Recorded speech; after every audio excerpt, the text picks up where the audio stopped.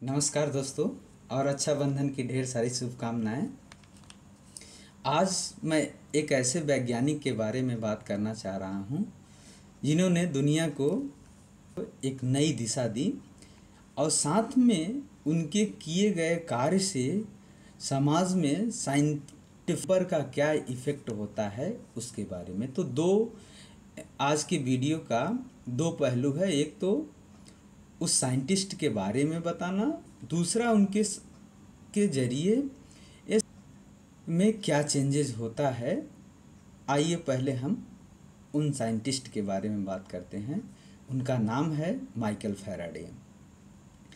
Michael Faraday England के एक शहर जो बहुत फेमस शहर है लंदन में एक छोटी सी दुकान में बुक बाइंडिंग का काम करते थे। उन्हें पता चला कि एक हम्फ्री डेवी नाम के एक केमिस्ट हैं और साइंटिस्ट भी हैं।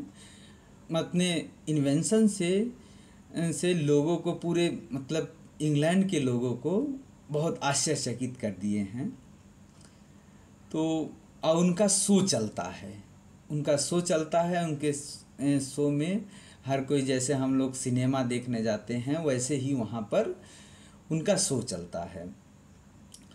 किसी ने एक दिन उनके शो का एक टिकट दिया और माइकल फैराडे वहाँ जाते हैं और उस शो को देखते हैं। देखने के बाद जो भी चीज़ें वहाँ पर जो भी एक्सपेरिमेंट होता है उस एक्सपेरिमेंट को वो लिखते हैं और अपने यहाँ जो बाइंडिंग का जहाँ काम करते हैं वो उसको बाइंड करके देते हैं। किस लिए कि उनके साथ वो काम करना चाहते हैं। लेकिन हम्फ्री डेवी का उनसे कोई काम था नहीं, क्योंकि उनको कोई किसी ज़रूरत थी नहीं। तो कुछ दिन बाद ऐसा एक एक्सीडेंट हुआ हम्फ्री डेवी के साथ कि वो नाइट्रोजन ट्राइक्लोराइड के साथ एक्सपेरिमेंट कर रहे थे कि कुछ ऐसा चीज़ था कि जो आँख में उनके चला गया और उनके आँख में एक सीरियस प्रॉब्लम हो गया। तब हम्फ्री डेवी को एक असिस्टेंट की ज़रूरत थी। फिर याद आया उनको कि जिन्होंने बुक मेरे लेक्चर का बाइंडिंग किया था माइकल फैराडे का, तो माइकल फैराडे को उन्होंने याद किया और बुलाया, एज ए असिस्टेंट उनको रख लिया। तो माइकल फैराडे दिन में उनके काम करते थे और रात में वो पढ़ाई करते थे और साथ में एक्सपेरिमेंट करते थे। और वहाँ पर लाइब्रेरी थी तो वहीं पर वो सो जाते थे। फिर ये सिलसिला काफ़ी दिनों तक चला और हम्फ्री डेवी एक ऐसे चीज़ पर इन्वेंशन कर रहे थे जिनका नाम है इलेक्ट्रोमैग्नेटिक इंडक्शन। तो इलेक्ट्रोमैग्नेटिक इंडक्शन पर कर रहे थे तो काफ़ी दिनों से वो परेशान थे। माइकल फैराडे भी वो जितना एक्सपेरिमेंट करते थे उसको देखते थे, कुछ और पढ़ते थे। इसके बाद ऐड करके रात में लगभग 10 से 12 साल उस एक्सपेरिमेंट को अगेन एंड अगेन रिपीट कर रहे थे। एक दिन ऐसा आया कि वो गुस्सा होके ये मैग्नेट को सोलेनॉइड के बीच में फेंक दिया। सोलेनॉइड के बीच में फेंक दिया तो देखा कि अमीटर में करंट फ्लो हो गया। तो ये एक आश्चर्यजनक घटना थी और बाद में इस एक्सपेरिमेंट को बार बार दोहरा कर और इलेक्ट्रोमैग्नेटिक इंडक्शन, और जिसका आज हम लोग बहुत उपयोग करते हैं। इलेक्ट्रोमैग्नेटिक इंडक्शन जो मोटर आती हैं, जैसे 3 इडियट में आपने देखा होगा कि और उस इंडक्शन मोटर के जो जनक हैं उसकी थ्योरी वो माइकल फैराडे हैं। अब हम दूसरे पहलू पर आते हैं। दूसरा पहलू उससे ज़्यादा इम्पोर्टेंट है। ये माइकल फैराडे के टेक्निकल एस्पेक्ट था उनके लाइफ का, उनके पूरे जीवन का, ये टेक्निकल। अब हम आते हैं सैद्धांतिक पहलू पर। सैद्धांतिक पहलू क्या है कि इंग्लैंड में आज हम लोग देखते हैं कि यूरोप में, इंग्लैंड में इतना ज़्यादा डिस्कवरी होती है, इन्वेंशन होता है, और हमारे इंडिया में 1930 के बाद ऐसा कोई भी नोबेल प्राइज़ नहीं मिला है किसी भी वैज्ञानिक को। उसका कारण क्या है? तो जहाँ तक मैं समझ पा रहा हूँ कि किसी भी सोसाइटी में साइंटिफिक टेम्पर का होना, इंग्लैंड में कैसे साइंटिफिक टेम्पर डेवलप होता है इस बात हम जांचेंगे और परखेंगे। इंडस्ट्रियल रिवॉल्यूशन के बाद लगभग 1700 ईस्वी के बाद पूरे इंग्लैंड में कॉफ़ी हाउस खोले गए थे। कॉफ़ी हाउस का मतलब वहाँ पर ये था कि वहाँ पर जो ज्ञान विज्ञान की चर्चा है, कॉफ़ी पीते पीते वो चर्चा करेंगे, और साथ में वहाँ के जो एकेडमिशियन थे वो अपने पब्लिक लेक्चर डिलीवर करते थे। जैसे हम लोग के यहाँ नुक्कड़ चौराहे पर मदारी दिखाते हैं, वैसे एक साइंटिस्ट के ये शो चलते थे, या ये साइंटिस्ट का यहाँ पर इस चौराहे पर चल रहा है, तो लोग वहाँ पर पब्लिक भी इन्वॉल्व होती थी, जिससे कि लोगों के बीच में scientific went of mind create हो सके। माइकल फैराडे के बारे में कहा जाता है कि जब माइकल फैराडे एक्सपेरिमेंट चौराहे पर करते थे तो इतनी भीड़ जमा हो जाती थी कि उस भीड़ को से पूरे रोड जाम हो जाते थे। तो वहाँ के पार्लियामेंट को एक रेजोल्यूशन पास करना पड़ा कि भाई माइकल फैराडे, आप पैसे नहीं कर सकते हैं, क्योंकि इससे रोड जाम हो जाती है और लोगों को दिक्कत होती है। फिर इसके बाद इंग्लैंड में ऑडिटोरियम का निर्माण कराई, और जितने भी पब्लिक लेक्चर होते थे वो ऑडिटोरियम में होते थे। जब अंग्रेज लोग यहाँ आए भारत में, खासकर उन्होंने भी यहाँ पर उस साइंटिफिक एक एजुकेशन को बढ़ाने की कोशिश की, खासकर बंगाल और दक्षिण भारत में। उन्होंने पहला काम किया कि पब्लिक लेक्चर को डिलीवर करने का, जिससे लोगों के बीच में साइंटिफिक टेम्पर डेवलप हो। यद्यपि उनका एक ही उद्देश्य नहीं था कि केवल साइंटिफिक टेम्पर या एजुकेशन देना, उनका एक मकसद ये भी था कि ईस्ट इंडिया कंपनी को चलाना।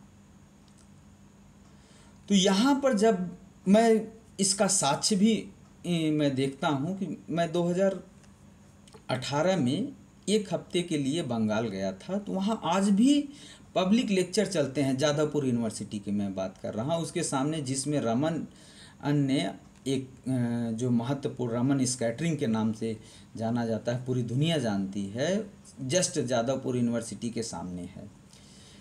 और पूरे बंगाल में आज भी पब्लिक लेक्चर चलते हैं, लेकिन उस तरीके से नहीं चलते। कोई भी पब्लिक किसी भी लेक्चर को आके सुन सकता है, और ये बेहद ज़रूरी भी है। जब तक समाज में साइंटिफिक थिंकिंग नहीं होगा, तब तक समाज में साइंटिफिक विकास नहीं होगा। हो टेक्नोलॉजिकल डेवलपमेंट होगा, लेकिन scientific bent of mind, scientific way of thinking, ये सब नहीं डेवलप हो सकता है। और यही रिज़ल्ट है कि जो आज भी जितने भी इंटरनेशनल लेवल के साइंटिस्ट हैं, खासकर वो बंगाल से या तो दक्षिण भारत से निकले हैं।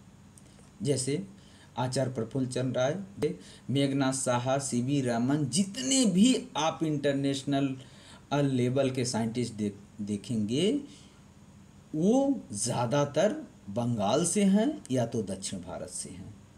हमारे उत्तर भारत में ईस्ट वेस्ट दोनों साइड देख लीजिए, तो मतलब यहाँ पर इतना ज़्यादा अंधविश्वास है, इतना कुरीतियों ने लोगों को जकड़ रखा है कि यहाँ पर साइंटिफिक विकास का कोई पॉसिबिलिटी ही नहीं बनती है।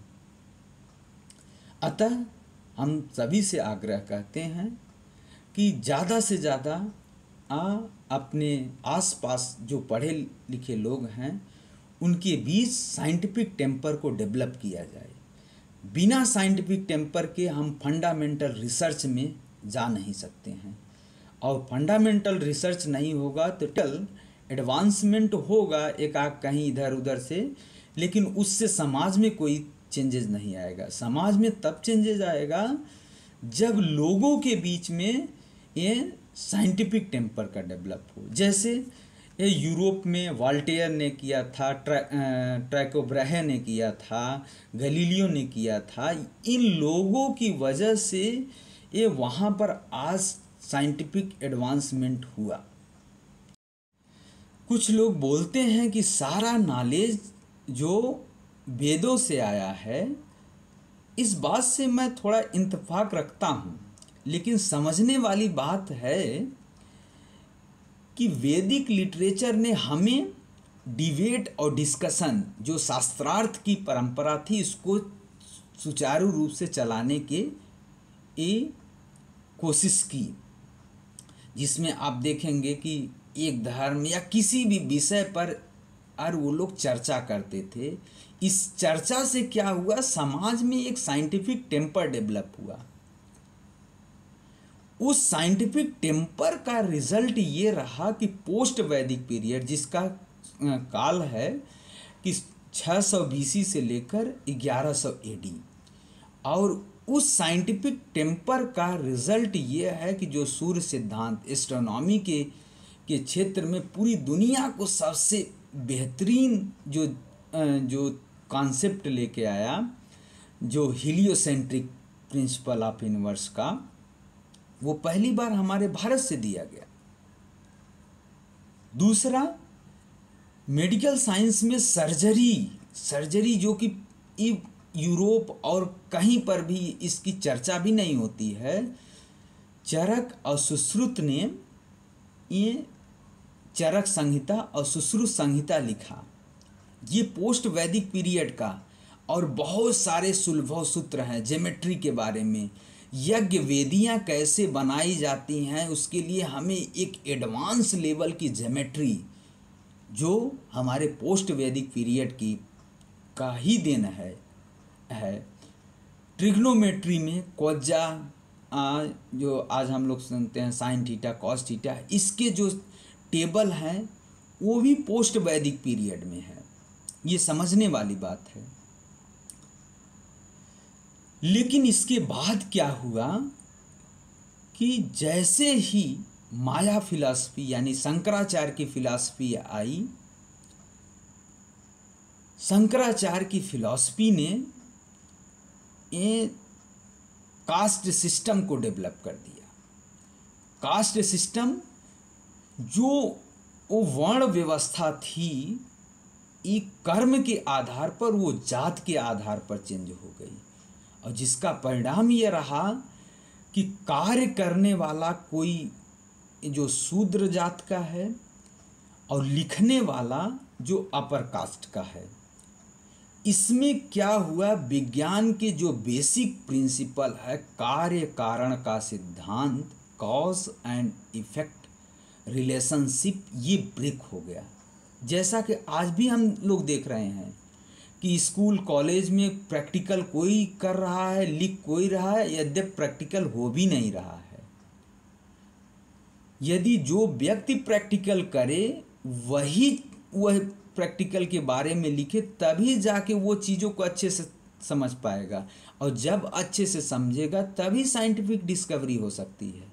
अदरवाइज केवल गलत डाटा को लेकर, गलत चीज़ों को लेकर हम एक भ्रम जैसा फैलाएंगे, और उससे साइंस का डेवलपमेंट नहीं होता, समाज का डेवलपमेंट नहीं होता, साइंटिफिक टेम्पर डेवलपमेंट नहीं होता। यह हो सकता है कि टेक्नोलॉजी के फील्ड में कुछ एडवांसमेंट हो, लेकिन बेसिक साइंस के क्षेत्र में एडवांसमेंट नहीं हो सकता है जब तक कि समाज में साइंटिफिक टेम्पर डेवलप ना हो। Thank you so much.